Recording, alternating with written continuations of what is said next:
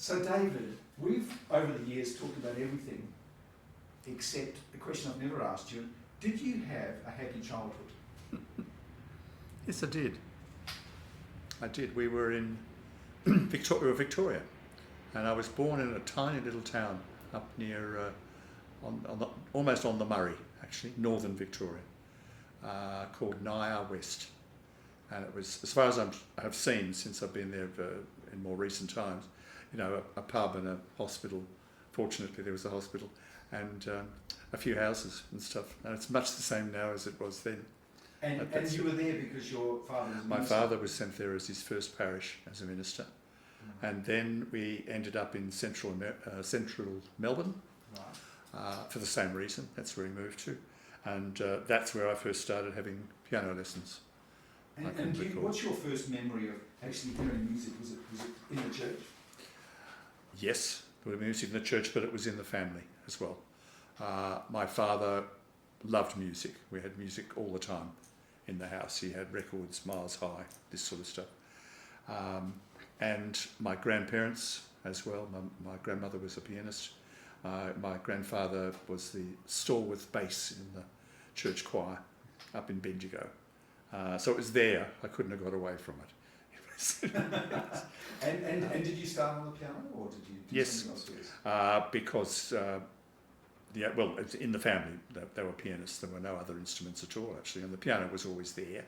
Yes. I can remember as a very small child visiting my grandparents' house in Bendigo, and it was a period where there was a room of the house that was sacrosanct, and this was the lounge. And as kids, we definitely couldn't go into the lounge. This room had to be kept pristine for visitors and all that sort of thing. And that's where the piano was. So the piano became almost a sort of, God, it was like an altar. You know what they're like, those wonderful big old pianos, weigh tons, but with the decorations and all that thing on it as well. And to be allowed to go in there and see this instrument was very special. And I think that's before I ever even played it. Yes. But eventually I ended up with that piano. Oh, did you? It sort of came to me from them after they went. In the studio now. And tell me, did you have a great aptitude for the piano straight away, or was it just something? No, apparently I didn't. When we went to Melbourne, they decided I needed lessons. I was about 6 or 7, I think, and they discovered a couple of maiden ladies who used to have a music studio and would teach kids music. I can remember exactly where the house was, and it was a double-storey terrace house, that I'd been deposited at. Sadly, they weren't particularly interested in teaching. It was something they did. That was the impression I got. There was no inspiration there at all. The only thing I can remember about it was that the house always smelled. If I could just interrupt, that is an extraordinary thing for a 6 or 7-year-old to realise. Yeah, well, that was it. The only thing I could remember about them was that the house always smelt of food, because I think I must have come just before dinner or something like that, But from them, I'm afraid, I really got nothing at all. But the whole thing began, I suppose I learnt some basic skills and that sort of thing, But then we went out to Gippsland, to Traralgon, Dad again, and that's where it started, because in that town there were 2 rival music teachers. Tell me about this rivalry. It sounds like the subject of a novel. Absolutely fed. One of them, I forget the full name, but she insisted on being called Madam. The other one was Gertrude Mortimer. Now, Gertrude, again, I don't know much about her background. I was at an age where it wasn't appropriate for me to know, But she was totally dedicated to her profession and to her students. And that was absolutely fantastic. And I can still remember every single scale I learnt. And she was, when you say elderly, it's hard to say when you're that age. She was probably 35. She's probably 35, yeah. But she would sit at the keyboard and she would play me the scale. That's F sharp major sort of thing, and I can still remember that, and that's where it began. That was the detail at that point. And that was wasn't a long time, it was about 3 or 4 years, but that started off my interest with it. And just out of interest, do you know anything about her background? No. not at all. My parents may have known, but they've both gone. And it was the sort of thing you didn't actually ask about, you know, Yes. in that way. There was a teacher also at the high school, in my early years at high school there, young bloke, when she stopped teaching. And he was less inspiring. I remember he used to ask me to write a diary of all the practice I'd done and rehearsals and things. And I knew that he loved to do bushwalking. Right. So once when we went up to the mountains, you know, I wrote it in the diary that I'd gone up the mountain at this stage, so the rest of the lesson was taken care of because he was telling me about his walks in the mountains and all this sort of stuff. But however, it was, you know, he obviously didn't do any harm, but Gertrude started it off. That was, you know, and I suppose other people do think, have this experience as well, that there is just somebody that's there. For me, it was family, first of all. My grandmother was very determined that I would be musical at least, that I would have an interest in music, a love of music, whether she expected me. I remember her sitting next to me at one stage when I must have been very small. And I have the ability to sight read, as you may be aware. And she sat watching me at one stage. And she said, "You're reading that music just like you're reading a book."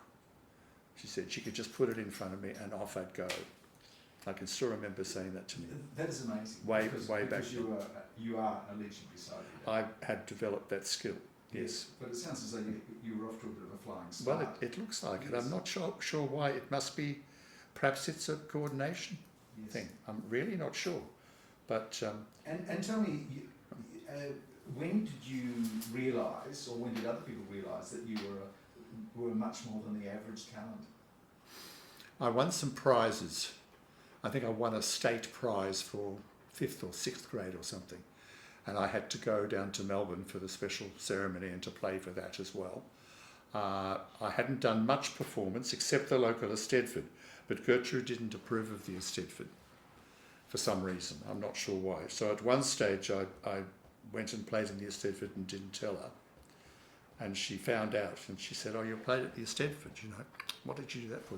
And then she looked at me and she said, "Did you win?" And I said, "Yes, I did." So I was forgiven. It turned out really bad. It could have been the end of a nice career.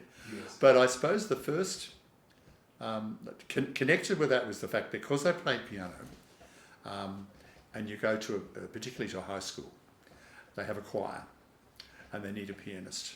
And it was a case of, righto, who here plays the piano? And that's when that began. So that's the first choir I played for. And the last choir I played for was the Sydney Philharmonia choir, which I was with for 20 odd years, you know. Yes. And there you learn an enormous number of skills. My first paying job was the local ballet school. It was in the town hall in Traralgon. I think it was the junior class because they were all really tiny, you know. And I was the pianist. Yes. And they basically said, well, you know, play anything, give the tempo or something like that. And I particularly enjoyed the tap dance section because I could play whatever I liked because you couldn't hear me. And it was I could play as loud as possible. So in fact, interestingly, those two areas, the accompaniment sort of thing, and I suppose the third thing, which pointed towards what the future would be, had a very close friend from school who also played the piano. And we often used to do piano duets together. And I recall that we worked through the entire Beethoven 9 symphonies in their piano duet version, which was in an ancient copy, probably came from my grandmother. It's ancient copy, you know, with beautiful engravings and things on the front. And we'd just get together and we'd bash our way through. And when we got to the 9th, we'd sing all the parts at the same sort of time. And that, again, was collaboration, as is the ballet and is the opera. Yes. So I guess the writing was on the wall right from the very beginning, I think so. from that point of view. I think so. And tell me, just before we leave those sort of early days, were there any other things that you were particularly interested in? Did you turn down a career with Australia cricket or something like that? No, I used to play sport, school and stuff like that, you know, both in Melbourne and in Traralgon. But it was never a great interest. What else did I do? I used to read, not a lot, but I used to read. But music was the major thing that was involved. I've no particular. We used to do quite a bit of sort of bushwalking and stuff like that as a family. Yes. We travelled around, we go camping, Yes. that sort of thing. I have one younger brother Yes. who's not musical. He started off learning essentially because his parents sort of thought he should, you know, but then he at one stage sort of said, no, I don't want to keep going with it. And he still has an interest in it, but he didn't want to go professionally. He went into computers and things like that. It seems like though this travelling and the going bush with your family is also something that you've done later on in your Yes. musical career as well. So it's interesting that That's true. the impact of those early years. Absolutely. So, David, you finished school, and then where did life take you from there? Finished school. By that stage, we'd ended up in where did we go after? Toowoomba in Queensland for the latter part of my high school. There again, I ended up playing for the school choir, and at that stage, I did. Oh, that's right, I've forgotten about that. I did, as far as sports was concerned, I did have a go at a lot of things like running and jumping and stuff like that, and managed to break my ankle at one stage and my wrist. And no, when I broke a wrist, it was when I fell off my bike, but an ankle. So I wasn't particularly good at it, but I did do a lot of sort of athletics Yes. and that sort of thing. But I was at high school there, and again, from here onwards, I was so lucky. Gertrude, first of all. There was another lady, again, maiden lady, Mary Child. She was an iconic figure in the music up there. Mum and Dad found out about her, and I'd ride to her place on my bicycle, which is fine in Toowoomba, except Toowoomba's a crater. So you either have to go uphill one way or uphill the other way. But coming down was great fun, and Yes. that's when I broke my wrist. She was fantastic. And this is where, too, a pattern developed, because she did a lot of accompaniment work and chamber music. My next teacher, Max Olding in Brisbane, did the same, and the time I spent with Svijenski in Sydney also had that interest. Yes. So somehow or other, either they noticed it in me or whatever, I don't know, but that was their particular interest. So I learnt right from the start about working with other people, and generally the solo stuff. When I went to Brisbane after Toowoomba, and I was at the conservatorium there, and Max was my teacher for about 5 years. Fantastic. Died quite recently, and I did the standard concerto thing. All his senior students, or you did a concerto every single year for the what was called the ABC Concerto and Vocal competition. It scares me to even think that I did that at that stage, because that's never been my real thing. At this point, I would love to bring out a recording from that time. Yeah, well, the problem is, I actually made the state finals one year, playing with the Rachmaninoff second. You know, not the whole thing, but enough of it to scare the living daylights out of me. But it was fun. Yes. It was fun to do, and fantastic repertoire, Brahms and Bartók and Beethoven and all the rest of it, you know. But I think that probably decided me that was not the way I wanted to go, right? Because the other area of it, which was then working side by side with that, choral work in Toowoomba. I played for the local choral society and the rival local Philharmonic Society. There were two choirs. They used to put shows on, or they would also do choral concerts. And I played for that. I was involved in setting up a chamber music society in Toowoomba. My father actually started it specifically, but we were working together on that, and I performed in those concerts. And so from then onwards, it was a gradual moving into that specific area of working with singers particularly, but also with instrumentalists as well. And then after Brisbane, finished my degree there, to Sydney, and Conservatorium in Sydney. So And, how did you, so you came to Sydney to study, first of all? initially I came to study and to do a master's. But academic work has never appealed to me that much. It does more now than it did back then, but not to the extent of doing too much of a higher degree. So I did about a year and a half of that, and my supervisor was a certain Peter Sculthorpe, and I did it on the composer Messiaen, and just discovered all this fabulous music, you know, piano music, but also vocal music and chamber music as well. And just absolutely fell in love with the man. It was just absolutely fantastic stuff. And where was I going in that story? And into that, that's right, yes. And so after 18 months doing this so-called master's degree, Peter took me aside and he said, he said, what you're writing is sort of interesting. It's like a book or something, but it's not thesis material. He said, you should be out there playing the stuff, not writing about it. And I thought, that sounds wise advice.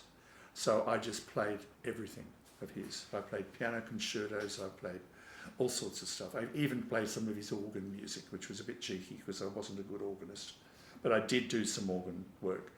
Whenever Dad moved to a new church, the first thing I wanted to know is that they had a decent organ or not. And I'd be in there trying it out. That sort of thing. I love the organ, but never taken it seriously enough to actually be able to play it well. But I just went on a Messiaen binge and found all sorts of wonderful people to work with, particularly Marilyn Richardson, whom I met here in Sydney. And we recorded practically everything he wrote for voice, and that was a stunning experience, absolutely wonderful. Saddest thing was, and he came to Australia for the bicentennial, but he had to lay low a bit because he was here as part of the anti-bicentennial movement. Okay. So I never actually got to meet him, but I did play his big work for two pianos with Nigel Butterley. Right. And we did that a couple of times, but we played it for that particular concert in the Great Hall of the University. And that's a fantastic experience. He loved Messiaen as well. Yes. As well, so we found an interest. But Marilyn, we toured with a lot of her Messiaen repertoire, including Harawi, which is an hour-long set of songs. Absolutely fantastic, wonderful piano parts and vocal lines and that sort of thing. And so that was, I'd sort of arrived to an extent doing that sort of thing. And then somehow or other, I don't quite know how it happened, we decided to go overseas. I'd married, we had 2 kids, and I really don't remember exactly how it was. Perhaps I thought I should, perhaps I was advised to. I had met Geoffrey Parsons when he was out here, as he came out regularly to see his parents, and he was the iconic figure in the accompaniment area and happened to be an Australian, and we had lots of common friends, you know. So I had a long chat with him one afternoon in a gorgeous little cottage in the middle of Glebe, which they now use for the Glebe Festival. And he said yes, he'd heard me play. He'd heard me play with Marilyn in a concert at the Cell Block Theatre, the old Cell Block Theatre in Darlinghurst. And he said, yes, I think you should go. But he said, first of all, you've got to know the standard repertoire, have it at your fingertips, this sort of thing, so that you're able to perform when the opportunities arrive and this sort of thing. You know. He wasn't teaching at that stage, or very little himself. So when I went across, I got a grant from the Australia Council, and they gave me, it was not a huge sum of money, but it was money to be able to pay for lessons. Geoffrey wasn't available, but I was referred through 2 Australian singer friends to go to Paul Hamburger, who was this lovely little Viennese bloke who just knew it all. And it was, first of all, quite terrifying because I suddenly realised what I didn't know, you know. But I'd go to him week after week after week, you know, and he would take the music apart. I still have the copies of the music that have got his little scribbles on it and his little funny comments that he used to put that only meant something to me because it's something we'd discussed in the course of it. And then we'd have a break for coffee and then we'd have another half hour sort of thing. So he always gave more time. He charged nothing or very little for the lessons. Just a person just brought up in the whole tradition of music, which we don't really understand in this country, you know, coming from Vienna, yes, particularly. Absolutely astonishing, you know. And he he was very complimentary when he wrote a reference for me when I first came back here, which was lovely. It was really nice. And we were over there for 5 years, and I was with him from almost all that time. You know, and I was teaching at school. We had to keep ourselves alive, so my wife and I were both teaching, and the kids went to school there. And so you were a music teacher at school? I taught music at the school. I was at the West Hampstead Comprehensive School, and they had quite a mad head of department, Tess. She's lovely. I'm not even sure if she's still alive. Completely committed to what school was all about, and the kids noticed that sort of thing. You know, and they do shows and all sorts of things. You know, and she's an absolutely marvellous woman. So you look back at that time teaching it with a lot of affection, I do. Eventually, I began to realise that school teaching was not what I wanted to do. Yes. And I'd done a bit of that here in Sydney. In fact, I was 4 or 5 years at Sydney Grammar, teaching there, and before we went away. And by the time I'd finished in London, I thought, no, that's not really what I want to do.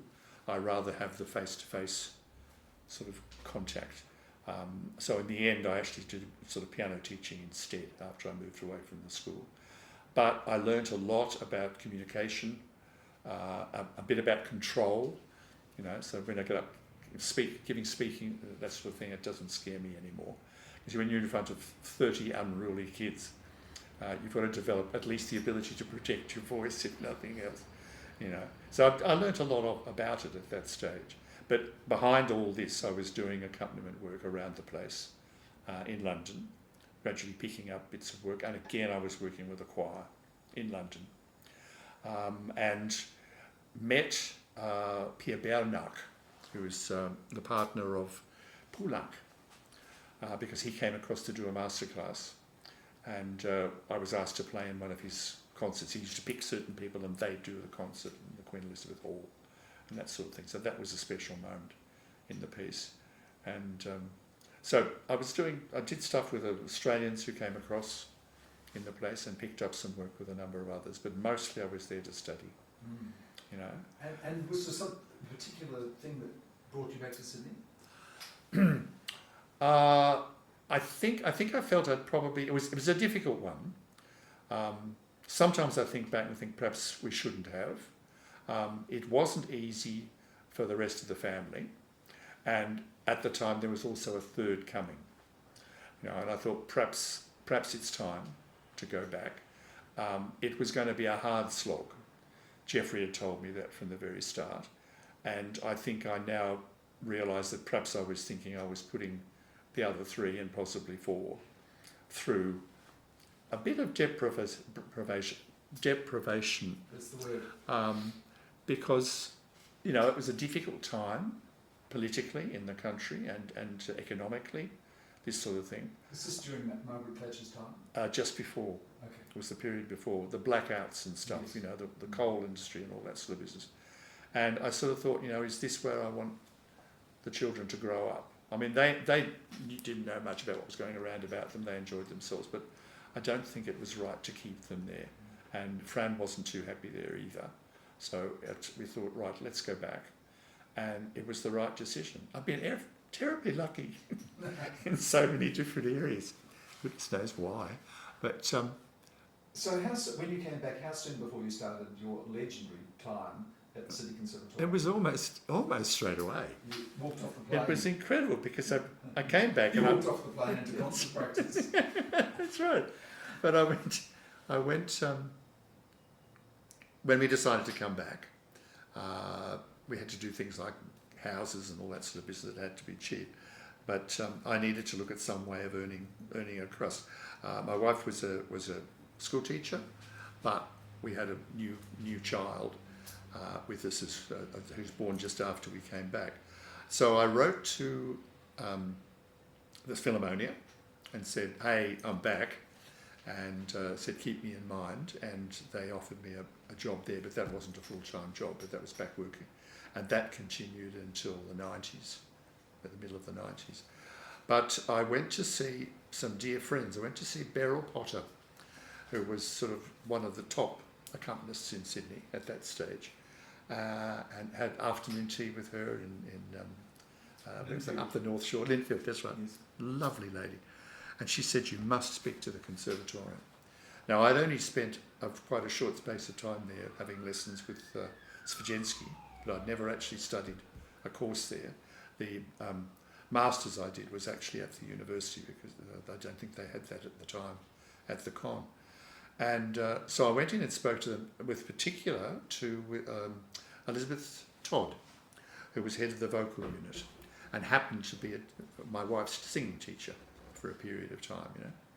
And she was very pleased to hear I was here, and it was all that sort of stuff. And she also had the connection with Jeffrey Parsons.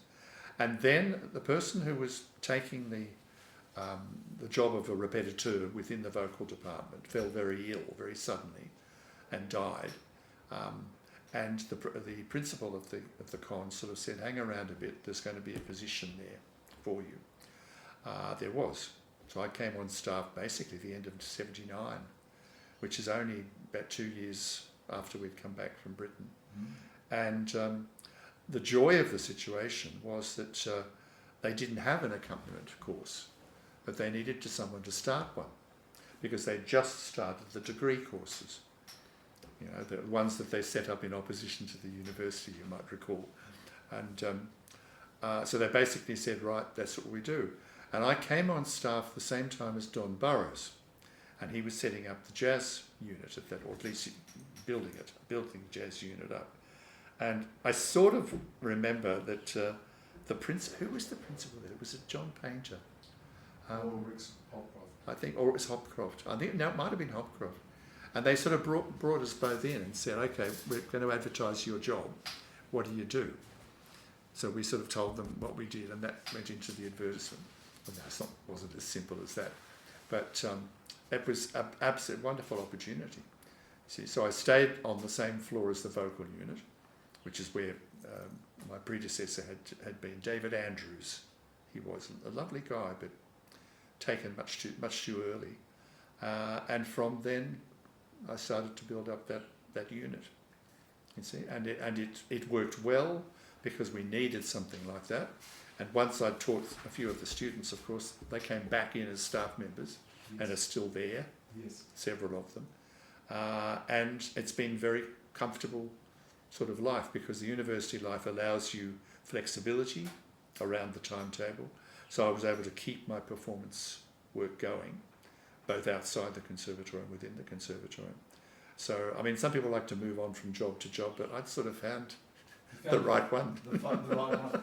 And David, actually, what year did, I mean, I know you're still teaching there, but what year did you, it's only recently that you retired? Yeah, it was 2019, I think. It was around the beginning of the COVID thing. Yes.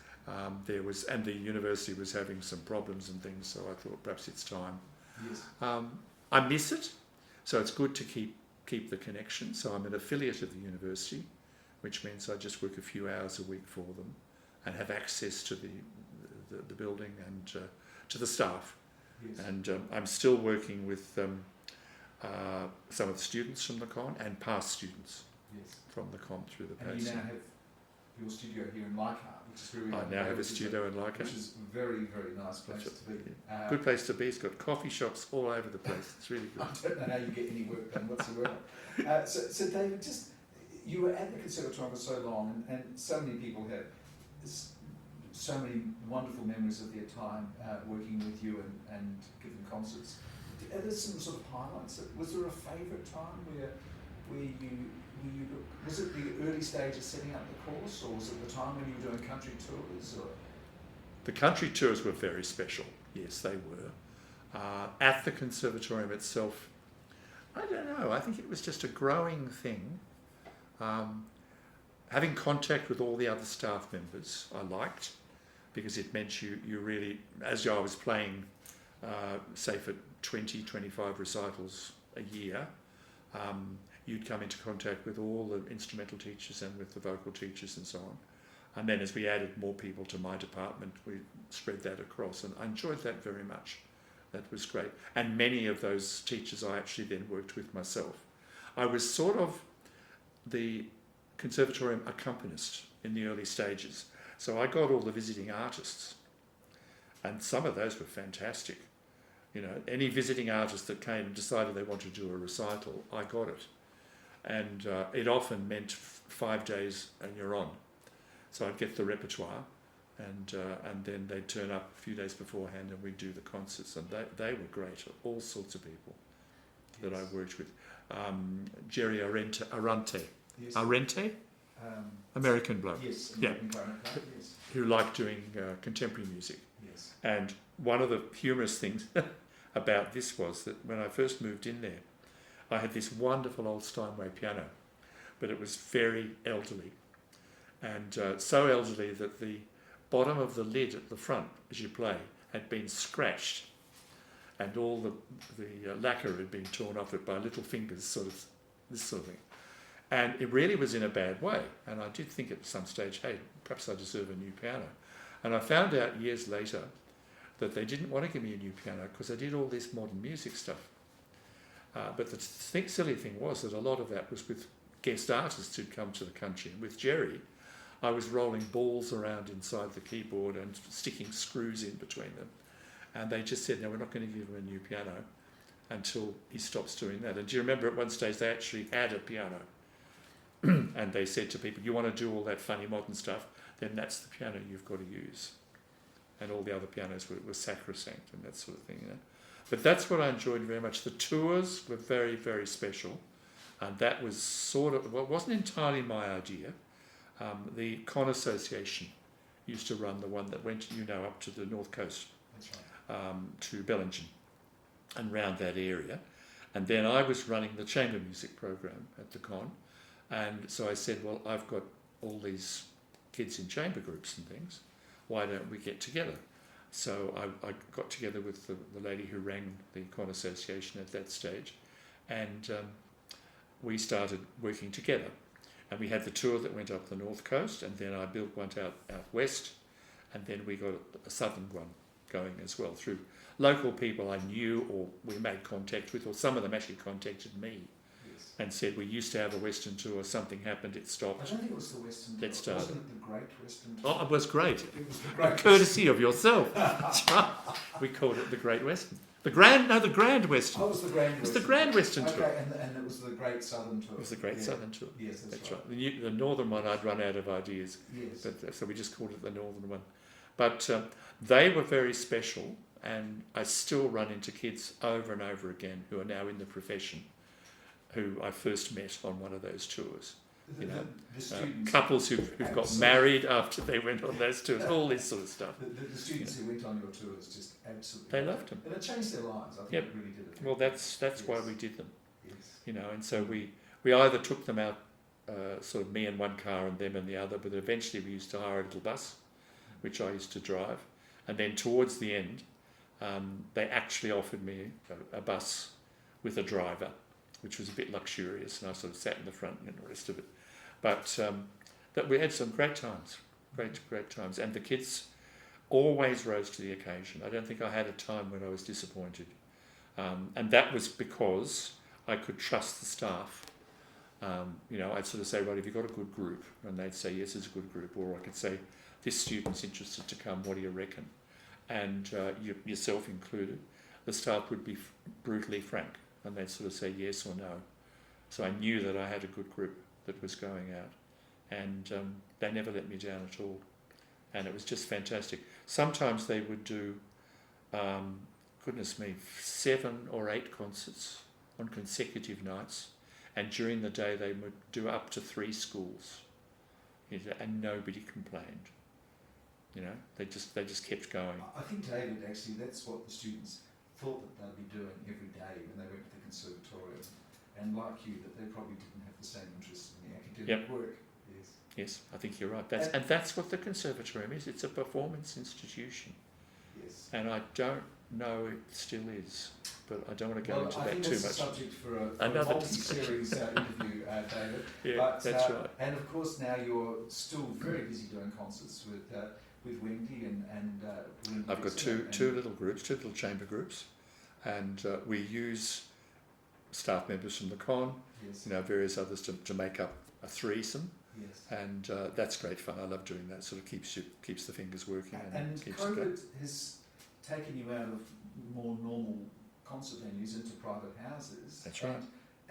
And we've stayed there. that's what I wanted just to finish off with by talking about. Yeah, Because this perhaps is where music started off, of course it did. and you've taken it the circle back into private houses. So Yes, it is. It's music making at home, It which is. is where it started for you. That's exactly where it came, and that's what chamber music was meant to be. Yes. Not a huge concert hall, but people virtually standing around or practically. I mean, one of the places we do, I have people sitting practically on the piano stool with me, quite close behind, and this is what it was like. You were dealing directly with the people who'd come, music lovers who'd come, and then you met them afterwards and you faced the music, shall we say. So what did you think of that? Well, I'm not so sure, but and I think that's great. That's what it's about. But it's this, I suppose it's this sort of sharing thing that I've done. It's never appealed to me, the idea of the big virtuosic soloist. And okay, there's a place for them, and this sort of thing. But I think music as a communal activity, whether it be as a performer or as an audience in that way, is what makes it special. David, So, thank you so much. That's my pleasure. Such a great interview. Okay. thanks.